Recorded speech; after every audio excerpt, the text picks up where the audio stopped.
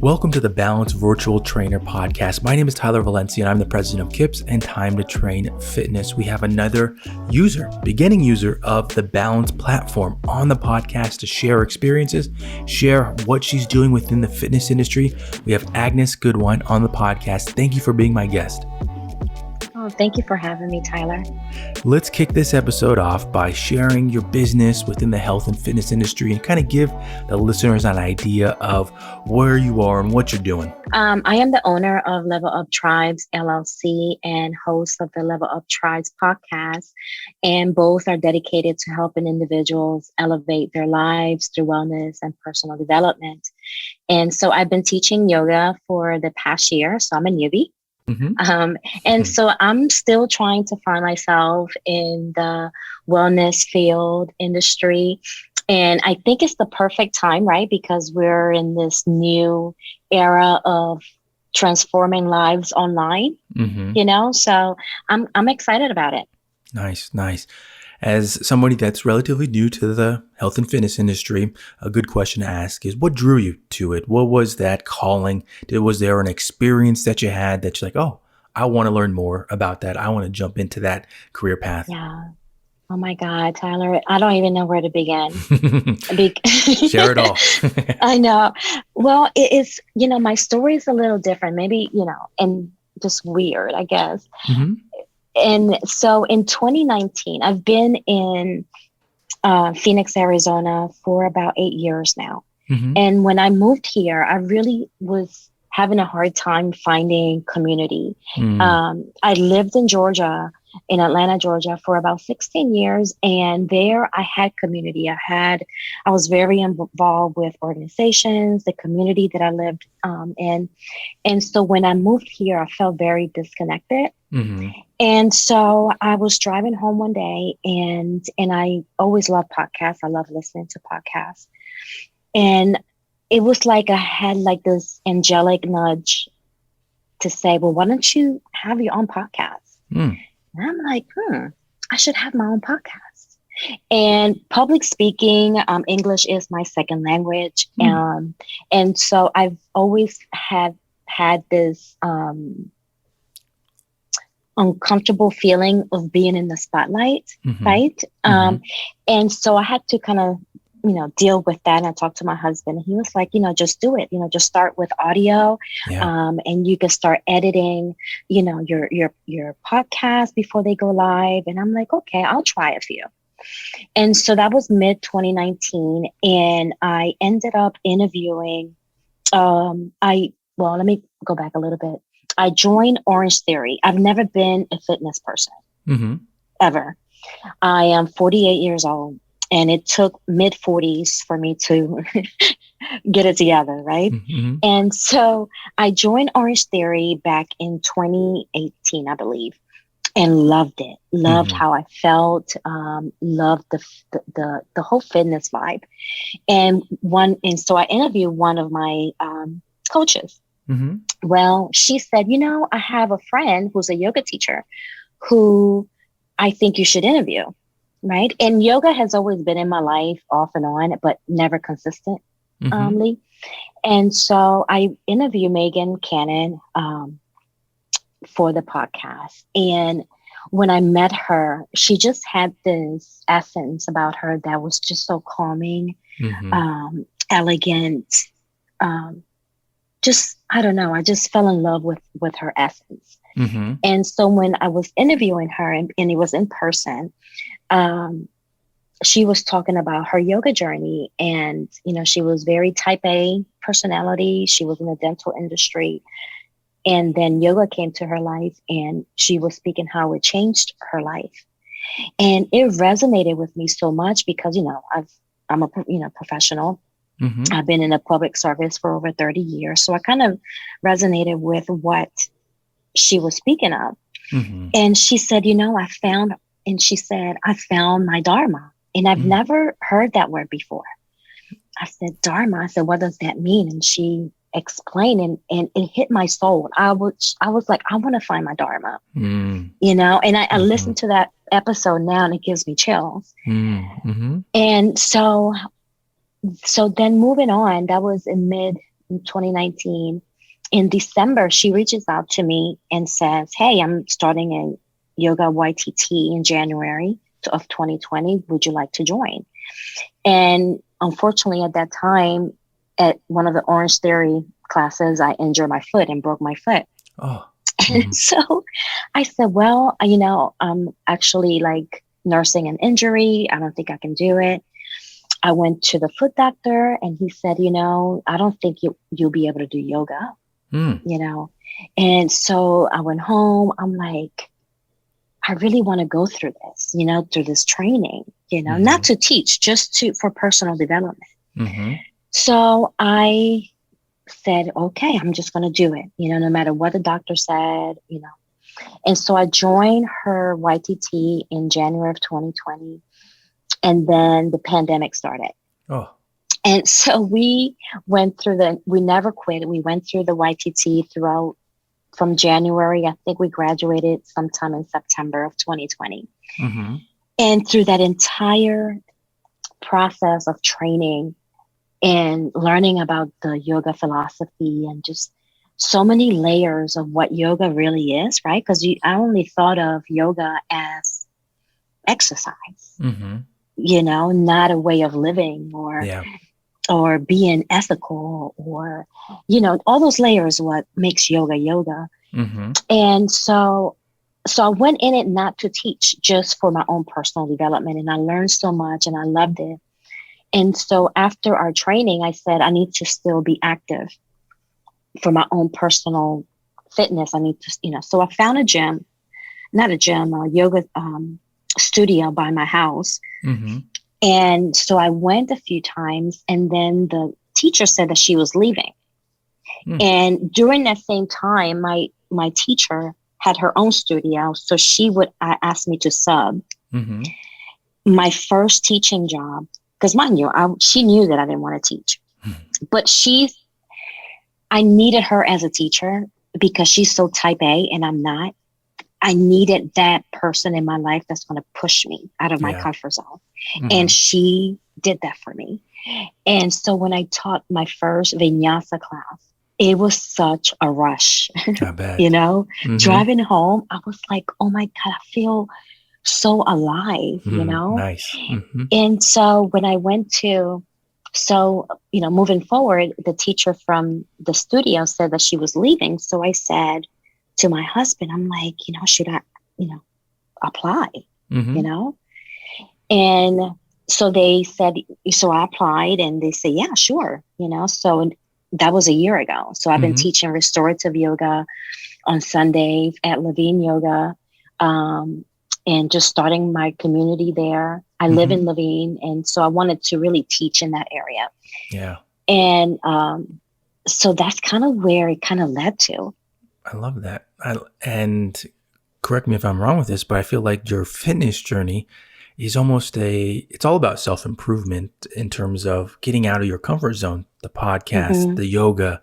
You get that sense that everything is pushing yourself to another area and learning about yourself. Am I on the right track right there? Yes, 100%. I don't know, what it is. I've always been a very spiritual person. But it has heightened since I've been in Arizona. There's some energy here in Arizona that just is very spiritual, very grounding. And so I believe, I've always believed that I have these angelic beings and my spirit team always working behind the scenes in the spiritual world for me. And I just feel like they just said, what, it's time for you to have a different journey, because I love my full-time job. Like, I love my career. I am a deputy city clerk for the city of Mesa. I've been doing government work for over 30 years. I've enjoyed it. Right. And so I've never thought that I would even find myself I feel like I'm in the middle of a street with two roads. Right. And one is leading me through this holistic wellness road. And then the other one is like my past, what public service, my government work. And so total transparency, I feel like I'm trying to find a way where I can have both, Yeah. and why not, right? Yeah. That's one of the beauties, I feel like, of the health and fitness industry is that Yes. freedom, that ability to schedule classes at times that are convenient for you. I have Hmm. worked with a good amount of professionals that way, that when they're not taking care of their family, they're not working, they will work with me on different projects. And that is the beauty of it. It's an industry where you can pop in and create a living for yourself that does work around other items. That is one of the great benefits of it. And I remember I used it myself that way. When I was in college, I would train people when I wasn't in class. And sometimes that's Awesome. the middle of the day. Sometimes that's after people get off their work. And that's the fitness industry. That's the health and fitness industry. So it's so great to hear people's journey and what they're doing right now, how they got here, because that really sets up what they're trying to do, what they're trying to go Yeah. into. And something that I feel like you mentioned that I definitely want to ask about right now is your podcast, because I can't tell people enough about the benefits of podcasting, just for the marketing of it, for getting Hmm. yourself out there. And Yeah. but I like also the aspect of it of self-improvement, the steps that Yes. go into creating a podcast and recording. It translates to other areas of my life, with public speaking, being in front of the camera, and the preparation for Yes. it. You prep, and it helps, and it Yes. pays off big time for it. For yourself, though, how has been Yes. producing your own podcast helped your business? Yes. Well, I did my podcast. I kind of did my blueprint in regards to my business, kind of like in the reverse, right? So I Mm-hmm. started usually you have a business and then you know, usually have a podcast to market your business. Mm-hmm. When I started my podcast, I didn't have a business, right? Mm-hmm. And so my podcast was first created, like I said earlier, it was to find my community, right? Mm-hmm. I love entrepreneurs. I love holistic health. And I love learning about people's story, and how, you know, they got to where they are now, Mm-hmm. right? How they leveled up. And so see the way that is helped my business now that I have a yoga business, in a way that when I interview yoga teachers, right? Mm-hmm. I've have interviewed a few yoga teachers, just sharing those insights, right? Mm-hmm. Um, for each other, for our community. There's yoga teachers that have been doing yoga for 20 plus years. They've been there, done it, Yeah. where I'm new to this game. And so just having that platform where I'm providing information to the listeners, but I'm also learning Yeah. as well. And I Yeah. think that is the most beautiful thing ever. Mm-hmm. Just interviewing these people, these authors, these entrepreneurs, and just getting that feedback, right? And learning along with the listeners. Yeah. Yeah. Question for you that might be a little personal, but for me, it's a definite yes. Podcasting has helped me with my public speaking, and earlier you Yeah. shared how English is your second language. Do you feel Hmm. like it's benefited in that way for you as well? Yes. Yes. I Yes. love I it. mean, so much.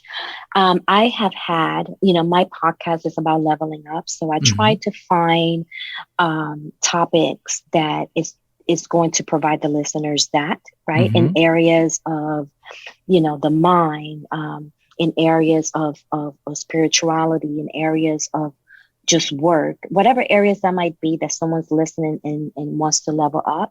Mm-hmm. And so I have interviewed a few public speakers that have given us a few golden nuggets. Mm. And one thing that I learned from one of them was that podcast is public speaking. Yeah. And I just recently kind of connected the two. Mm-hmm. And so I'm not comfortable standing in front of a room of 100, Mm-hmm. or 200 people, Mm-hmm. right? But I'm so comfortable in a small setting having Mm-hmm. coffee, and just having a natural conversation, just like we're having, back and forth. Yeah. That is public speaking. Yeah. So it has helped me a lot with, um, with the language, with articulating, certain things that I want to ask, because you have to Mm-hmm. do, like you said earlier, you have to do a lot of research Yep. before you interview your guests. Mm-hmm. And so, yeah, it's a lot of work. Having a podcast is a lot of work. That's for sure. That's for sure. And the story that I've shared before in different podcasts is Yeah. when I first started, I learned in the first few episodes what my thinking word is, I call it, that when I'm trying to think and talk at the same time, what that word is for me. And for me, it is, I used to say, and when I go back to those first episodes, and this is a little behind the scenes stuff, but Yeah. me Yeah. being me and me not wanting to sound like that is I actually clipped it out of that full first episode.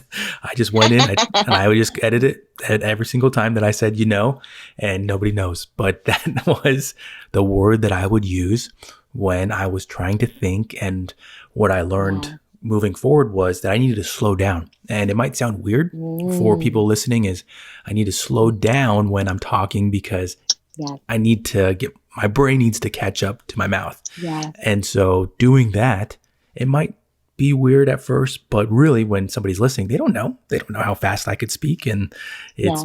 just creates a more natural podcast and an ability to learn about yourself and be able to speak naturally for listeners. So there's so much that can go into podcasting that you can take it away, you can apply it. Then I use all that, what I just mentioned, when video content that I film, or when I go speak in front of audiences, that slow down, relax yourself.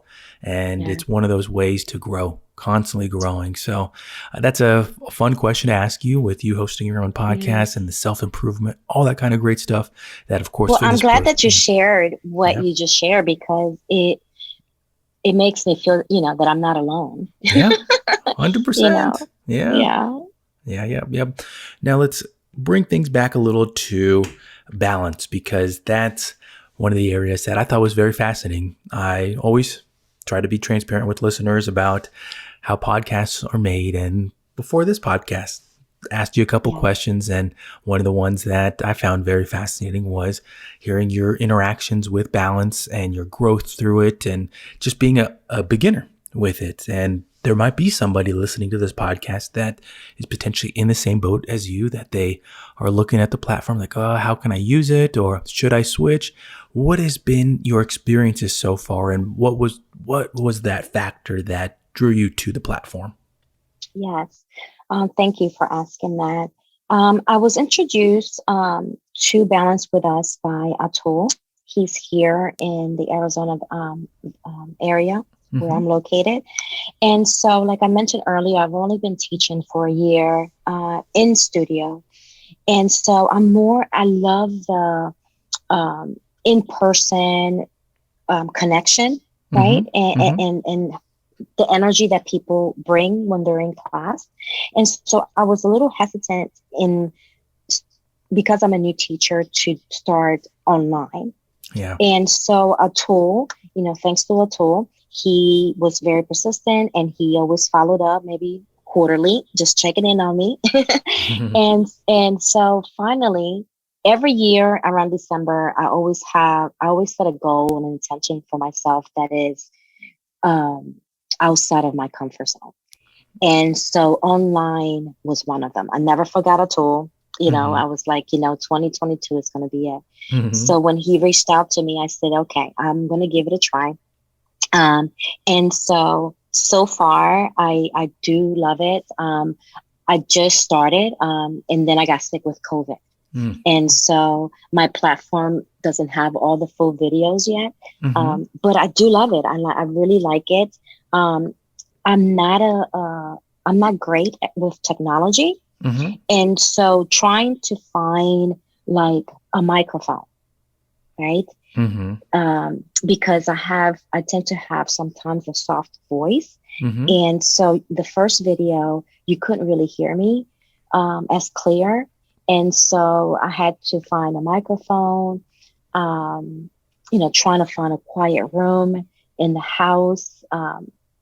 And so just little things like that that were a little bit of cons, I guess you can say, for starting an online Mm-hmm. practice. Mm-hmm. Um, but so far, I'm really excited because I think it matches well with where I'm trying to take my own business. Yeah, I can see that. And a lot of people, when my friends and coworkers, they kept emailing me because a lot of them, live outside of the state. And they're like, well, when are you going to be online, so Mm-hmm. we can take a class? And so I always kept that in the back of my head. Mm-hmm. And so I always knew that I was going to try balance. Mm-hmm. It's just when, right? And the perfect time for it. And so I wanted to at least teach for over a year, just to get that practice in. Mm-hmm. And before I transfer online, and I'm excited about it.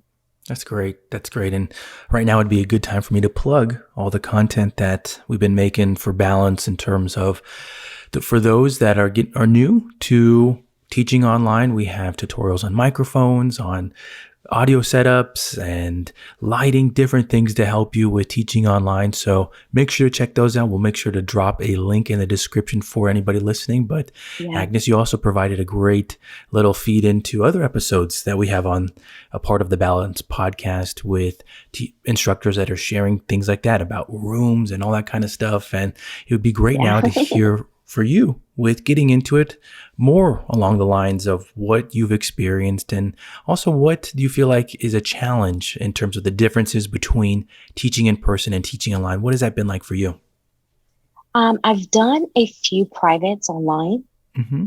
and to be honest, it was great, but it Mm-hmm. was only one person each time. Mm-hmm. So I was able to provide, attention and some good feedback during the class. Mm-hmm. But I think that I got to my head more, right? In trying Mm-hmm. to, instead of just saying, just try it and just go online, I was thinking too much and getting in my head. But once I was on teaching online, it actually wasn't that bad. Yeah. It's just the for me anyway, I feel that you have to just prepare. Yeah. Preparing before class and be open of anything that can happen. Yep. My neighbor has dogs, Mm-hmm. and I didn't realize how loud they were until I started recording. That's a Because good I one. have dogs, you know what I Mm-hmm. mean? So I Mm-hmm. never really thought about it. And so just, being mindful if you're teaching a class online and, the dogs start barking, it's okay. Mm-hmm. And we're all trying to figure this whole online thing. And so just give room for error and have grace Mm-hmm. I like when that. things happen. I Yeah. like that. Yeah, I really feel like that's an element of online instruction that they go through that phase in terms of learning how to deal when Hmm. something comes up. If you make a mistake, and I've said this in other episodes about teaching online, it's different, but a growth happens when you realize that you don't have to be perfect. So, but how do you handle that? Yeah. How do you handle that Yeah. miscue?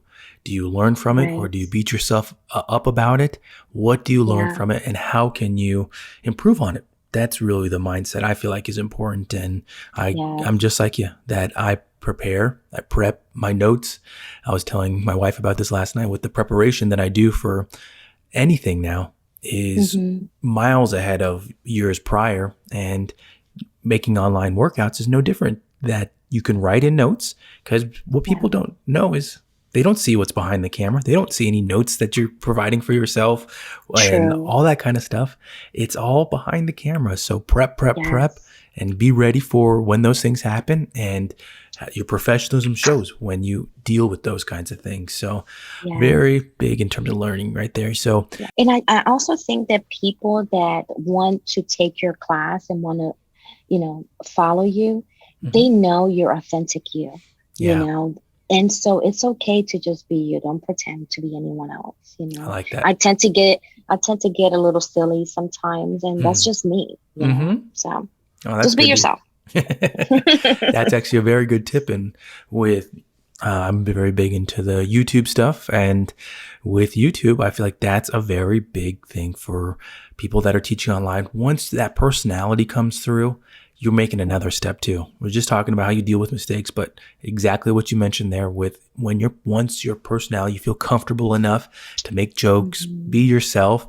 People like that. And sometimes it might be involved with a mistake and you let your personality show and people are like, oh, that's what they're like. And they come back for it. So they know you're real. And so it's good to talk about that and for people to hear that you can be yourself. Of course, you can make your own persona online. That's part of it too. Or you can be yourself and you can figure out how you want to tweak all those things. All part of online. But as we get now to the podcast closing tips, this was going to be a good one, I believe, because it's great to hear from people still learning about the fitness industry, growing within it, and getting their perspective on it, because I know that my perspective would be different than others and anybody that is maybe had more years, less years, whatever that might be. And so what are two closing thoughts on the future of the fitness industry that you would like to share? I think because because of the pandemic, and everyone pivoting, their business to be more online, more of an online focus. I think the industry is just going to continue to grow. Yeah. It's just going to continue to grow. You have a lot of people that don't fit the fitness, what society think is fitness, right? And so they don't want to go to the gym, right? Because they don't like the way they look. They don't want to be judged. Those are the people that you need to reach out to. Right. Those are the people logging in online because that's their safe space. Yep. And so, and to add to that, people want to have more resources when it comes to emotional, mental, and spiritual fitness. And so just adding that again to the future of the fitness industry. I like that. Does that make sense? Yeah, total sense. And I think you hit on a lot of things that some listeners might need to hear again about. With people that work out, there's only a very small percentage of people that go to the gym. And the overwhelming majority of people do not have a gym membership, do not go to the gym. Yes. And that's a population that needs help. A lot of them need help, but there's a lot of barriers in their way. So teaching online, being able to access them and finding ways to provide more than just fitness, because it's often there is other things to uncover. So there's a group out there, I call them my misfits. Right there, I have a lady. Before we wrap it up, I know you have to go. I will talk to you for days, okay, Tyler? But I have one lady. She's overweight, but she likes yoga and she wants to learn more about yoga, and she wants to go to the Orange Theory, studios. But she's embarrassed. She's an introvert, right? So the online platform allows her to be at home in her safe space. Yep. To do her exercises. So, for those fitness coaches out there, I would challenge you to really start creating programs for those people. Yeah. It's really needed. I like that a lot. And it's 100% spot on. 100% spot on. Agnes, before we sign off here, can you give your website and social media links for anybody that wants to contact you? Sure. My website is leveluptribes.com. My Instagram for the podcast is Level Up Tribes Podcast. And my personal kind of yoga Instagram is Lotus Flower 85041. Great stuff. Really solid episode. I love how much you shared. You opened up on the podcast. That's really, I probably overshared. No, it's all good. It's great to share with listeners, because I always say there's always going to be somebody that similar position, similar thing that they're going through, and for them to hear it and know that they're not alone. It's all part of the podcast, and hoping to share more about that. Thank you again, Agnes, for being my guest. Oh, thank you, Tyler.